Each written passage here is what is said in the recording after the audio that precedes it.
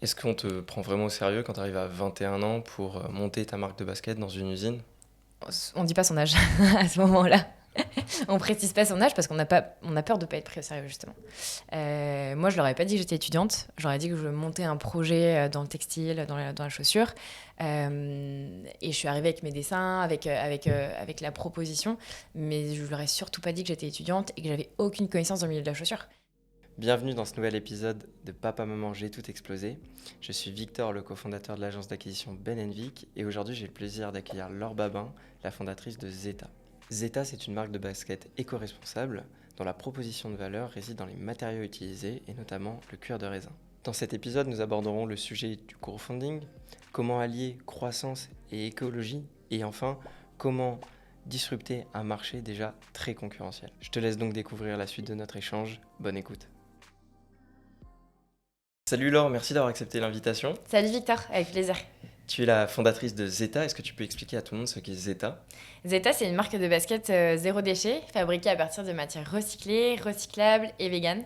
On est basé à Bordeaux et les chaussures elles sont fabriquées au Portugal. Tu as lancé Zeta en quelle année? C'était en septembre 2020, à la sortie des études. Ok, et tu parles de matériaux recyclés, recyclables. Le concept de Zeta, il me semble que c'était du cuir de raisin à la base. Ouais, pas seulement. En fait, le concept vraiment initial, c'était de se dire on va pas créer une énième paire de baskets éco-responsables à partir de matériaux naturels, de matériaux biologiques. On va utiliser uniquement des déchets qui sont à disposition. Donc vraiment, le cœur du projet, c'était le zéro déchet. C'était de se dire on va trouver une alternative recyclée pour chacun des composants de la chaussure. Donc ça passe par la colle, les lacets, la boîte, absolument chacun des composants. Et en fait, au fil de recherche, lorsque j'ai fait le sourcing des matières premières, je suis tombée sur un cuir de raisin fabriqué en Italie. Et à ce moment-là, je me suis dit, bingo, c'est une matière qui réutilise le marc issu des vendanges, donc un déchet, pour en faire une nouvelle matière. Et en plus, le raisin, pour une marque bordelaise, Bien sûr. c'était évident. Est-ce que tu as fait des études dans la mode avant pour te lancer dans la basket? Quel a été ton parcours scolaire ou professionnel avant Zeta? J'ai fait un BTS en commerce international. Et ensuite une licence et un master en management et marketing. Mais je savais que je voulais travailler dans ce secteur-là. Donc j'ai fait tous mes stages, je me suis débrouillée à chaque fois pour faire tous mes stages dans l'industrie du textile ou de la chaussure. Il y a eu des stages au Cambodge, au Pérou, aux Pays-Bas. Et à chaque fois, je veillais à chercher à faire ce stage dans des startups, en fait, pour pouvoir toucher à tout, pour pouvoir essayer de voir ce qui me plaisait. Parce que quand on a 18, 19, 20 ans, on ne sait pas vraiment dans quel secteur s'orienter. Donc j'ai un peu touché au marketing, à la com, au commerce, aux achats aussi. Et je savais que je voulais une spécialité dans ce secteur-là. Donc tu t'es inspiré de toutes les startups que tu avais vues, de ce que tu aimais, et tu t'es dit, je vais Ouais. monter Zeta. Comment est-ce qu'on fait? Donc tu avais 22, 23 ans quand tu as lancé Zeta? 21, ouais. 21. Comment est-ce qu'on fait à 21 ans pour monter une marque de zéro, sans trop de fonds, sans trop de moyens? La première chose, c'est de bien structurer l'idée. C'est de se dire quelle est ma proposition de valeur et comment je vais me différencier des concurrents. Donc j'ai fait un état du marché, j'ai regardé un peu toutes les marques qui existaient et j'ai regardé là où il y avait une faille et sur quel axe je pouvais me différencier. Donc il y avait tout un tas de baskets éco-responsables qui utilisaient des matériaux naturels, bio, mais il n'y avait pas d'alternative 100% recyclée. Donc c'était vraiment l'idée de se dire on va créer une basket à partir de déchets. Donc une fois que l'idée est bien structurée, qu'on commence à écrire un peu le business plan, on cherche des fournisseurs, des usines, et c'est ce que j'ai fait. Après avoir fait les premiers dessins, la prochaine étape, c'était de trouver le partenaire qui allait fabriquer les chaussures. Donc j'ai identifié différentes usines au Portugal. Il y avait des agents et à la fois des usines. Et j'ai pris un billet d'avion et je suis partie avec les quelques économies que j'avais, puisqu'à l'époque, j'avais pas d'argent, clairement, j'étais étudiante. Et j'ai financé le billet d'avion et la voiture de location, pour l'anecdote, avec les sous que j'avais gagnés parce que je travaillais dans un bar à côté à Bordeaux. Et j'avais pas d'argent pour le logement. Donc j'ai fait du couchsurfing chez un Portugais qui m'a gentiment accueilli pendant 3 jours. Et j'ai passé 3 jours formidables, c'était top. J'ai rencontré donc différentes usines, différents partenaires. Et donc l'usine avec laquelle je travaille aujourd'hui, pour laquelle j'ai eu un coup de cœur et j'ai directement senti que ça allait être celle-ci. Ils avaient directement perçu le projet, les valeurs, le côté zéro déchet, le côté recyclé, à contrario d'autres qui n'avaient pas du tout saisi. Et Est-ce qu'on te prend vraiment au sérieux quand tu arrives à 21 ans pour monter ta marque de basket dans une usine? On dit pas son âge à ce moment-là. On précise pas son âge parce qu'on a peur de pas être pris au sérieux, justement. Moi, je leur ai pas dit que j'étais étudiante. Je leur ai dit que je montais un projet dans le textile, dans la chaussure. Et je suis arrivée avec mes dessins, avec la proposition. Mais je leur ai surtout pas dit que j'étais étudiante et que j'avais aucune connaissance dans le milieu de la chaussure. Ouais. Même s'ils l'ont senti très très vite et ils me l'ont pas dit, ils le savaient. Mais je pense qu'il a fait la différence et peut-être ce qui les a convaincus, c'est le fait que je me déplace. Et ils me l'ont dit après. Des échanges de mails, c'est bien, mais on a besoin de rencontrer ses partenaires. Et eux, ils ont eu besoin de ça pour se dire, ok, on se lance dans l'aventure et on va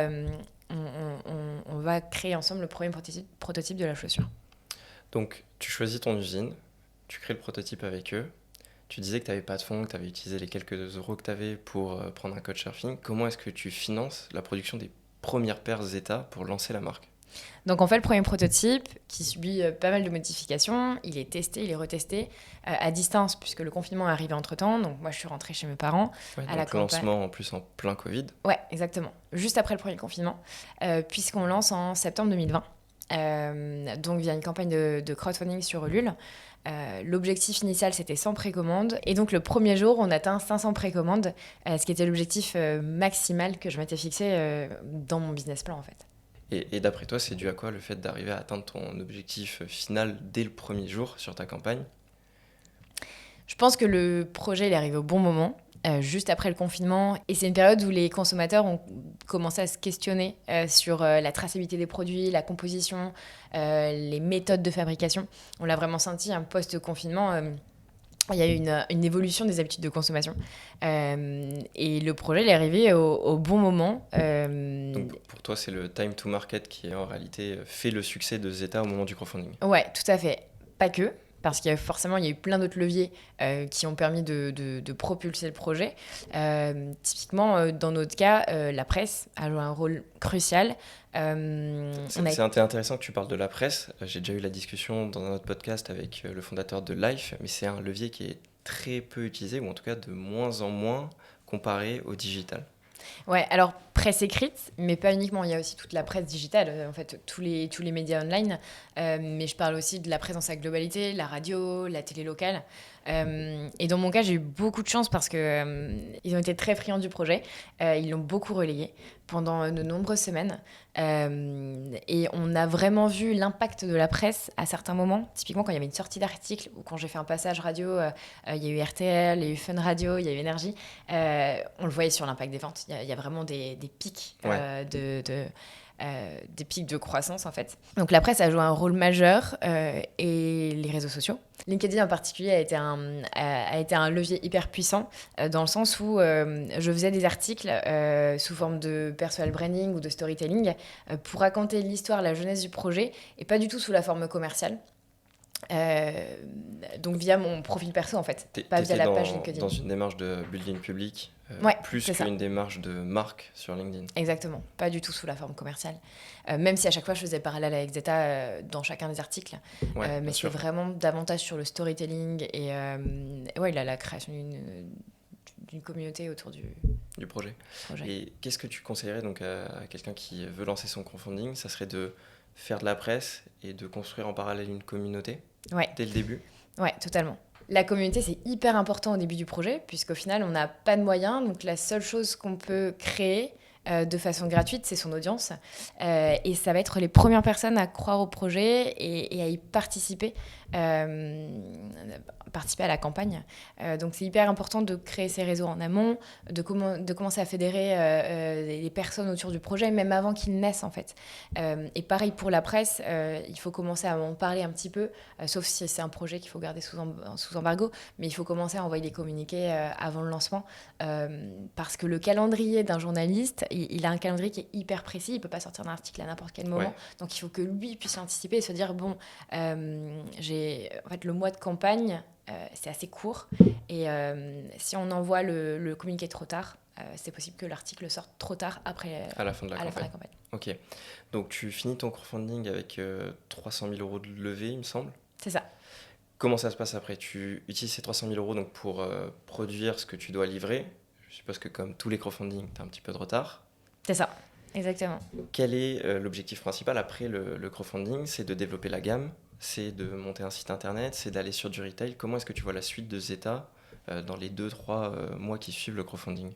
La stratégie, c'était de devenir une DNVB. Donc, c'était Ok. de se dire, on va produire suffisamment de stock pour faire uniquement du e-commerce. C'était la stratégie initiale. Donc, on produit en fait de octobre à janvier. On livre en février au lieu de décembre initialement parce qu'en fait, il a fallu réorganiser tout le plan de production, que ce soit l'achat de matières premières, les délais avec les fournisseurs. En plus, Noël, c'est une période qui est hyper cruciale. Donc en fait, on livre en février, les gens sont hyper contents. Et on ouvre le site internet. En parallèle, moi, j'avais bossé sur les maquettes, donc j'avais préparé le site et on ouvre le site en février. Et là, je me souviens, c'était un vendredi soir, on lance et on se fait dévaliser. On vend 300 paires à peu près. Ce qui représente combien en chiffre d'affaires? Ce qui représente entre 30 et 35 000 euros à peu près. Donc le premier jour du site internet, vous faites le 35 000 euros. Ce qui fait qu'on est en rupture. Et pendant plusieurs mois, on va l'être parce qu'on a encore du mal à faire les stats sur les pointures, sur les couleurs qui fonctionnent. Donc, on a quelques mois comme ça de battement où il faut qu'on ait un peu de recul. Donc, on est tout le temps en rupture. Et c'est aussi pour ça que ça marche aussi bien au début. C'est-à-dire que dès qu'un produit est de nouveau en stock, ça part immédiatement. Ouais, ok. Mon alternante, l'alternante que j'avais à l'époque, se baladait dans la rue et se faisait arrêter pour savoir mais comment t'as fait pour avoir une paire de Zeta. Donc il y a un côté un peu exclusif qui se crée et en fait pendant plusieurs mois ça fonctionne comme ça tout seul, sans qu'on ait besoin de promouvoir, sans qu'on ait besoin d'activer différents leviers. Et donc, sans le vouloir, vous êtes axé sur une stratégie de marketing de la rareté, comme pourrait le faire une marque comme Suprême. Ouais. Est-ce que tu penses que les gens achètent réellement pour la rareté ou ils cherchent à acheter le produit parce que ça a buzzé sur le côté cuir de raisin et le concept?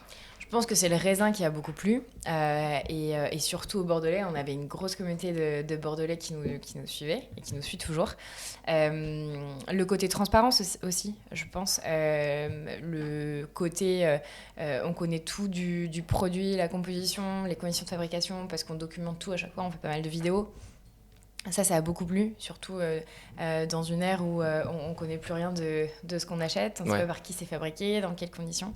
Donc ça a beaucoup plu. Le design aussi, je pense. On avait un design assez simple qui pouvait plaire à monsieur tout le monde. Et la preuve, au début, on avait autant des ados qui achetaient les chaussures, même des pré-ados parfois, que des personnes plus âgées. On a eu un mail d'une famille qui nous a dit mais on a acheté des paires pour toute la famille, des petits-enfants aux grands-parents. Donc il y a plusieurs choses qui ont fait que ça a plu. Ça reste quand même un pari d'arriver avec un produit qui est simple. Tu as des grosses marques qui sont déjà sur le marché, je pense notamment à Stan Smith, à Veja qui est en place. Est-ce que c'était pas trop risqué pour une marque de se lancer sur le même segment que des géants déjà en place? La silhouette du produit, elle est simple, mais le logo, il est fort. Et c'est ce qu'on voulait, être reconnaissable facilement dans la rue quand on les porte. Alors il y a déjà plein d'autres acteurs sur le marché, mais notre axe de différenciation, c'est notre proposition de valeur, comme je te disais tout à l'heure, avec le fait qu'on ait poussé les choses jusqu'au bout, que ce soit pas juste des baskets éco-responsables et que la démarche elle soit globale. Donc c'est notre axe de différenciation. Et les gens ont besoin de variété dans tous les cas. Tu parlais de t'axer sur un côté DNVB, donc le site internet, le marketing de rareté involontaire mais quand même présent. Et pourquoi est-ce que tu ne souhaites pas aller sur du retail? Est-ce que c'est pour conserver ta marge? Est-ce que c'est pour proposer au juste prix toute l'année comme le feraient des marques comme Julian Jen par exemple? Au début, l'objectif, c'était ça. Et dans tous les cas, on n'avait pas le choix parce que quand j'avais construit mon business plan, je me suis vite rendu compte que niveau marge, on serait incapable d'aller sur le marché du B2B, même si j'en avais très envie. Au début, on s'est approché par des gros groupes. On a eu Sarenza, on a eu plusieurs groupes de retail en ligne et physique. Et en fait, très vite, on se rend compte que les marges ne nous permettent pas, quoi. Et puis finalement, on commence à faire du volume, donc les marges s'améliorent. Donc petit à petit, on se pose la question. Et on se pose réellement la question à la fin de l'année 2021 parce que les ventes commencent un petit peu à baisser Et on se dit que pour gagner en visibilité, surtout en Europe, parce qu'on a comme une stratégie d'internationalisation, du moins sur les pays limitrophes, que l'outil de communication le plus rentable, c'est de faire de la revente en boutique. En effet, on ne gagne pas grand-chose, on gagne quelques euros, parce que quand on est sur une marque textile ou de chaussures responsables, on ne cherche pas à faire du retail pour faire du chiffre, mais ça nous permet d'avoir en fait une vitrine de la marque dans certains pays, dans certaines villes, et nous faire connaître à moindre coût. C'est intéressant comme analyse parce que tu parles du retail comme de la notoriété, mais tu aurais pu très bien aller sur du paid parce que depuis le début vous êtes sur de l'organique. Pourquoi est-ce que ce plan retail passe avant d'aller sur d'autres leviers d'acquisition paid, surtout pour une DNVB où ça serait le réflexe numéro 1 entre guillemets? Parce que c'est moins onéreux, c'est moins cher, on ne perd pas d'argent en fait sur ces ventes-là. Ça nous permet d'aller toucher des pays type Allemagne, Suisse, Belgique, dernièrement Espagne aussi facilement. Et surtout, ça permet aux consommateurs de pouvoir venir toucher le produit en magasin. C'est un produit qui est innovant. Les gens nous demandent toujours si le cuir de raisin, ça a une odeur, Bien sûr. À quoi ça ressemble. Donc on a besoin aussi d'avoir le produit en physique. Puis les gens ont besoin d'essayer, ça reste des chaussures. Ça reste des chaussures, c'est un produit qui tout le monde ne taille pas pareil. Ok. Tu parlais d'internationalisation, de pays limitrophes. Est-ce que tu souhaites aussi aller t'exporter aux US ou dans d'autres pays un peu plus lointains où ça va à l'encontre de la mission de Zeta, qui est quand même une marque éco-responsable, il faut le rappeler? Quand on a lancé la campagne de crowdfunding, on a eu des commandes d'un peu partout, Asie, États-Unis, Australie. Et en fait, quand on a lancé Site, on s'est rendu compte que ça faisait pas du tout sens de concevoir un produit en circuit court et ensuite de l'expédier par voie aérienne. Ce qui fait que clairement, on augmente notre impact carbone. Donc on s'est coupé des ventes hors Europe. Et on le regrette pas parce que finalement on est totalement en accord avec nos valeurs, même si parfois on s'est quand même beaucoup posé la question. On a eu des demandes de beaucoup de consommateurs aux États-Unis. Il y a une grosse communauté de fans de vin et du coup qui étaient séduits par le produit. Du coup on s'est coupé en disant que on préférait rester en accord avec nos valeurs plutôt que de privilégier le chiffre d'affaires en fait. Ok. C'est intéressant parce que ça me permet de rebondir. Comment est-ce que tu arrives à allier croissance et écologie en sachant que tu te fermes des portes pour continuer à être dans l'axe éco-responsable de la marque et dans la mission de la marque, mais d'un côté tu restes une marque, donc il faut générer de la croissance, pouvoir payer les gens avec qui on travaille, générer de la rentabilité. C'est assez contradictoire et c'est un sujet qui revient souvent et sur lequel on discute beaucoup en interne aussi. On est une entreprise à but lucratif. Il faut qu'on génère du bénéfice pour faire grandir l'équipe, pour développer de nouveaux produits, pour pouvoir s'internationaliser et se faire connaître aussi. Mais à contrario, on n'a pas envie que ça se fasse au détriment de surproduction, d'une perte de contrôle tu vois, sur les conditions de fabrication, sur la production de manière générale. Parce que forcément, plus du produit et moins tu as de contrôle sur ce qui se passe dans les usines. Et on n'est pas dans une stratégie de volume dans le sens où on n'a pas envie d'être présent dans 15 boutiques dans une même ville. On préfère choisir des retailers de qualité et se limiter à un certain nombre pour s'assurer qu'on ne va pas créer le besoin et surtout créer l'envie auprès du consommateur. Et en fait, c'est un peu contradictoire parce que d'un autre côté, on a besoin de se faire connaître et plus on va se faire connaître, plus on va remplacer d'autres marques de fast fashion et on va aller se positionner devant des géants de la basket. On a encore du chemin à faire. Ouais, je te le souhaite en tout cas. Mais c'est l'objectif.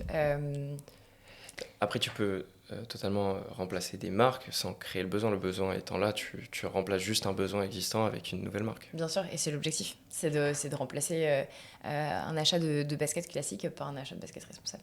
Ouais, ok. Donc pour toi, la suite de la stratégie, c'était d'aller sur du retail pour compenser la croissance organique qui s'essoufflait.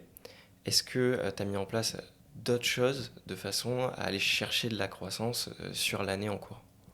Faut savoir que le marché de la chaussure, de la basket, c'est un marché qui est hyper concurrentiel et que forcément, pour continuer à grandir et à faire grandir l'équipe, on avait besoin d'activer différents leviers. En janvier dernier, juste après notre première période de Noël, on a senti une vraie baisse des ventes. On a quasiment divisé par 2 les ventes moyennes, donc on n'atteignait pas nos objectifs. Heureusement, le B2B compensait un peu, mais en B2C, ça a été un peu le signal d'alarme. Ça a duré 2 mois. Et là, on s'est dit qu'il fallait qu'on trouve une solution.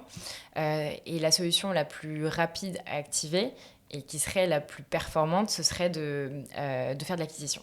On s'y était refusé jusqu'à présent, mais on s'est dit pourquoi pas. Il faut essayer dans tous les cas. Il faut faire des tests. Pourquoi tu t'es refusé l'acquisition? C'est pour respecter la mission Zeta, encore une fois, sur la partie écologique, éco-responsable? En partie, et parce que j'avais vu plein de modèles de boîtes qui fonctionnaient sans publicité. Je pense à Opal, je pense à Patagonia au début. Et je me suis dit, mais en fait, c'est totalement possible tant qu'on arrive à fédérer une communauté forte. Et voilà, ça permet aussi d'être, comme tu disais, en accord avec ses valeurs. Et je me refusais à faire de la publicité, du moins de l'ADS en ligne. Mais on n'a pas réellement eu le choix. Tous les concurrents le font. Et on s'est dit, bon, on va essayer avec un petit budget et on va voir si ça prend. Et ça a super bien fonctionné. On va dire qu'on a une super agence. On a fait le premier mois x2 sur les ventes. Donc, en fait, on a repris de la croissance. Tu as réussi à compenser ton retard en organique? Ouais, exactement. Okay. Exactement. Et ça n'a fait qu'augmenter ces derniers mois. Donc ouais, ça a été le levier à activer de notre côté. J'ai vu également, donc tu as lancé le retail, tu as ta partie organique, comme toutes les grosses marques. Tu as de l'ADS, mais j'ai vu que tu avais fait des collabs, notamment une collab avec Nespresso, dont on a beaucoup entendu parler. J'ai vu qu'il y a eu beaucoup de RP autour. Est-ce que c'est aussi une stratégie ou est-ce que c'est quelque chose d'anecdotique pour Zeta? Clairement. Faire des collaborations, c'est un excellent levier de communication. Ok. Parce qu'on va toucher une autre cible qui n'est pas la nôtre, parce qu'on va se faire connaître auprès d'un autre public, parce que dans notre cas, on a fait un développement de produit qui était innovant, donc forcément qui a attiré l'œil de la presse. Peut-être à tout le monde ce qu'a été le développement de produit. Ouais. On a créé une basket à partir de marc de café, donc Nespresso, et pour laquelle on a fait développer un cuir vegan en café via un laboratoire au Portugal, donc il y a eu de la R&D. Tu parles donc de développer, ça n'a jamais été fait auparavant? Ouais, c'est ça, exactement. Et donc forcément, ça a attiré l'œil de la presse. Et puis c'était une collaboration qui était surprenante. On ne s'attendait pas à avoir une marque de mode avec une marque de café. Donc ça a surpris et ça a beaucoup plu. Et donc la presse en a parlé. LinkedIn aussi a très bien fonctionné dans ce cas-là. C'était la bonne cible, je pense. Puis il y avait un vrai storytelling à raconter autour du produit. Donc clairement, ouais, ça a permis de nous faire gagner en visibilité et surtout en Europe parce que Nespresso a une présence mondiale. Donc dans notre cas, ça nous a permis d'aller toucher des marchés qu'on n'avait pas forcément visés à première vue. L'Europe de l'Est, le Portugal aussi. On a eu un nombre incroyable de trafic venant du Portugal. On l'a compris après pourquoi. Mais on pensait vraiment pas que ça allait être le marché à qui on pouvait s'adresser parce que du pouvoir d'achat. Ouais, le produit était quand même relativement cher. Et en fait, ce qui s'est passé au Portugal, c'est qu'il y a eu énormément de presse, de télé aussi, autour du projet, parce que les chaussures sont fabriquées au Portugal. Donc, c'était très, très fier. Et donc, derrière, on a eu pas mal de commandes. À un moment, c'était notre 3e pays où il y avait plus de commandes. Ah oui, quand même. Ouais. Ok. Et comment est-ce qu'une marque comme Zeta, qui est quand même une marque récente, se fait contacter ou contacte Nespresso pour une collab et pour faire de l'innovation, aller sur de la R&D? Dans notre cas, c'est le PDG de Nespresso, Guillaume, PDG Monde, qui m'a contacté sur LinkedIn parce qu'il avait vu un article de presse sur les baskets en raisin au tout début. Donc il te contacte sur LinkedIn. Ouais. Encore une fois, on revient à LinkedIn et l'importance de créer sa communauté autour. Et l'importance d'ouvrir ses messages LinkedIn. Oui, tout à fait. On a beaucoup de démarchages, de messages. Il faut les regarder, il ne faut pas passer à côté. J'aurais pu passer à côté. Et qui me dit, j'ai vu cet article sur les baskets en raisin, qu'est-ce que tu penses d'essayer avec du marc de café? Donc à ce moment-là, on se dit, c'est impossible, il n'existe pas de cuir sur le marché. Et en fait, on se dit, il va falloir le créer. Il va falloir convaincre un fournisseur de se lancer dans l'aventure et de faire de la R&D avec nous. Et c'est ce qui s'est passé. On a pris 9 mois à faire la R&D du cuir de café. Et ensuite, on a pris quelques mois à faire les premiers protos, les dessins, le design, à créer une vraie expérience autour du produit, à préparer les campagnes de com. Et puis début mai, c'était lancé. Et c'est vrai que, comme tu le disais tout à l'heure, c'est une collaboration surprenante. On ne s'attend pas forcément à avoir une marque de basket avec Nespresso. Et en même temps, Nespresso est un positionnement haut de gamme. Peut-être que tu essayes d'aller chercher avec Zeta. Pas spécialement, c'est pas le positionnement qu'on cherche. Là, on était vraiment plus axé sur le côté innovation et circularité, parce que forcément, ça faisait sens entre le recyclage de leurs capsules et du marc de café et l'intégration dans nos baskets. Donc ça faisait sens qu'on collabore ensemble. Mais on cherche pas forcément des collaborations surprenantes, on recherche des collaborations qui vont faire sens et avec des acteurs qui ont les mêmes valeurs que nous. Et ça, je pense que c'est un critère essentiel quand on cherche à un partenaire avec lequel collaborer. Il faut que ça fasse sens. Est-ce que tu as d'autres collaborations prévues pour 2023 ? Oui, on en a plusieurs qui ne sont pas encore... Tu peux peut-être pas en parler encore. Ouais, Ok. dont je ne peux pas encore parler. Il faudra qu'on se tienne au courant et qu'on continue à regarder Zeta. Avec plaisir.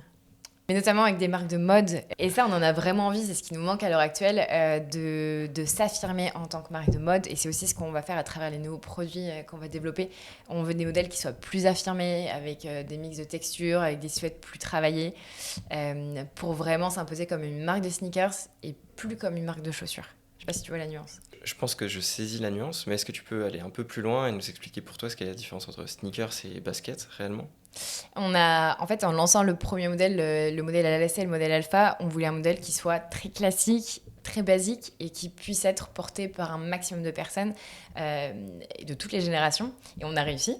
Maintenant, on a envie de développer des modèles qui soient beaucoup plus forts, puissent vraiment correspondre à des fans de mode et de sneakers et des collectionneurs de sneakers. Donc des modèles plus affirmés, avec plus de matière, plus de texture. Ok, donc sortir de ce passe-partout qui était au départ une force et peut-être devient une faiblesse sur le long terme et d'où l'essoufflement organique.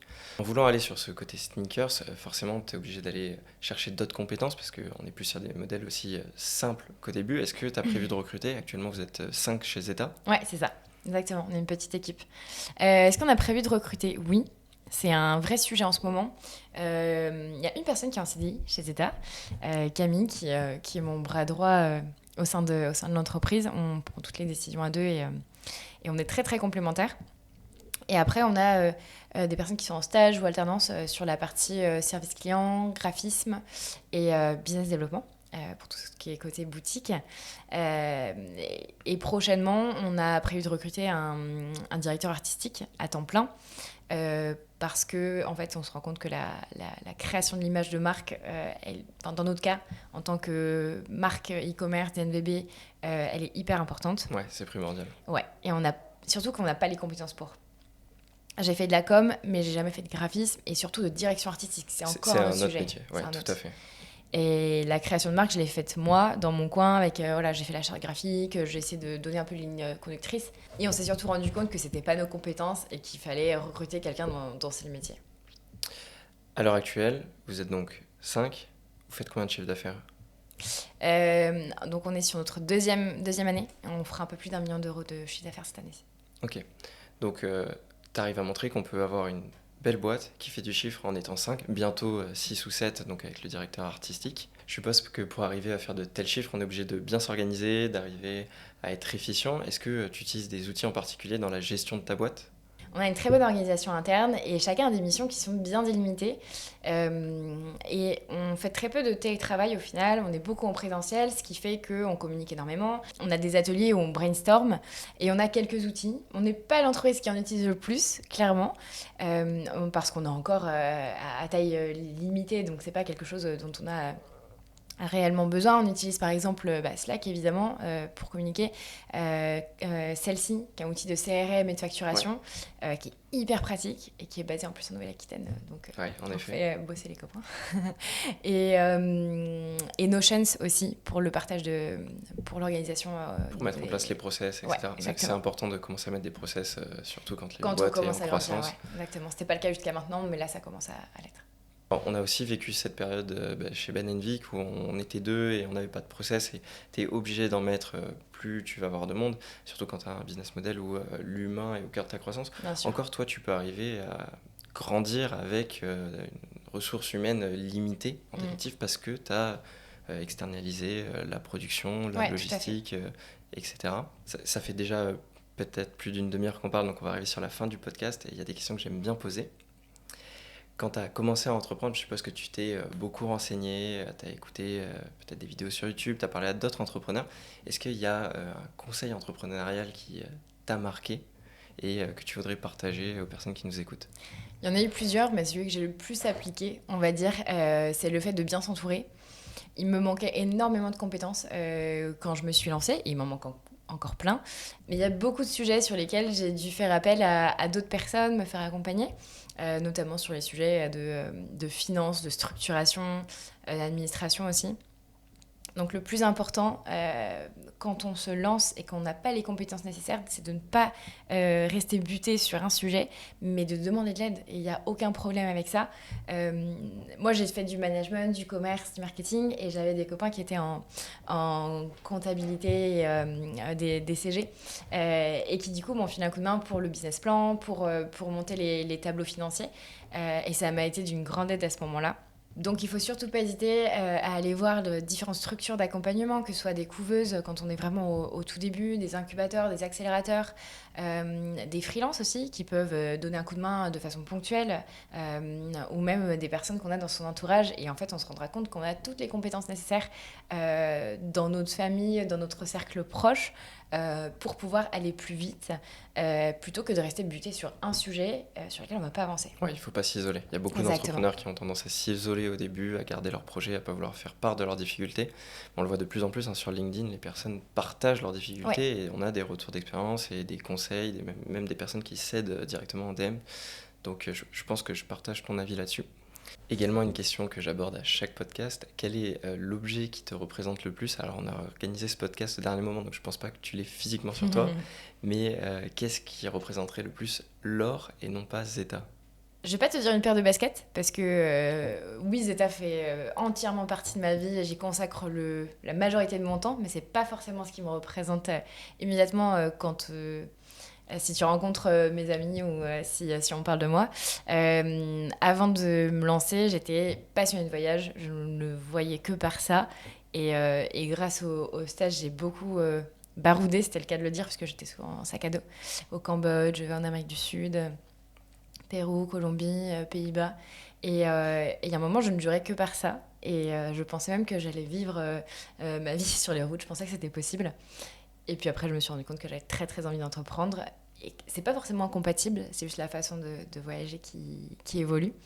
Mais oui, je t'aurais donné une map monde, je pense. Une map monde, ok. Hyper intéressant.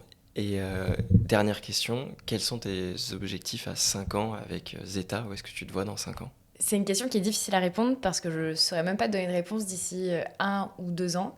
En revanche, je sais la direction dans laquelle je veux aller. Je sais les valeurs que je veux conserver et j'ai très très envie d'agrandir l'équipe, qu'on soit une dizaine à Bordeaux à travailler et à travailler ensemble pour aller... Tu veux rester à Bordeaux? Ouais. Okay. Je suis très fière d'être à Bordeaux et je suis un peu triste que toutes les startups se concentrent à Paris, j'avoue, parce qu'il y a une vraie diversité en France au niveau de l'entrepreneuriat. Et je suis un peu déçue que tout se concentre, même si on a de plus en plus de startups. Il commence à y avoir une diffusion. Quand tu vois des licornes comme Swile qui sont à Montpellier, tu commences à avoir de belles boîtes aussi. On commence à avoir un écosystème en province, je suis d'accord. Et heureusement, mais il faut que ça continue à se développer. Donc l'objectif, c'est de développer tout un tas de produits, toujours plus innovants, toujours produits dans de bonnes conditions. C'est hyper important. Tu parles d'innovant, donc de nouvelles matières? Ouais, exactement. Okay. On espère pouvoir faire de la R&D prochainement. Okay. Et surtout, garder les valeurs qu'on a développées initialement intactes, c'est le plus important. Donc, c'est-à-dire les relations avec nos artisans au Portugal, les valeurs de notre politique RSE. C'est une de nos forces. Et je pense que c'est plus dur quand on grandit de conserver ces valeurs. Donc, l'objectif à 5 ans, c'est d'avoir les mêmes valeurs que celles que j'avais inscrites au début dans le business plan. Ok. Bon, on se reparle dans 5 ans pour voir si c'est réussi. Merci Laure d'être venue. Merci pour l'invitation.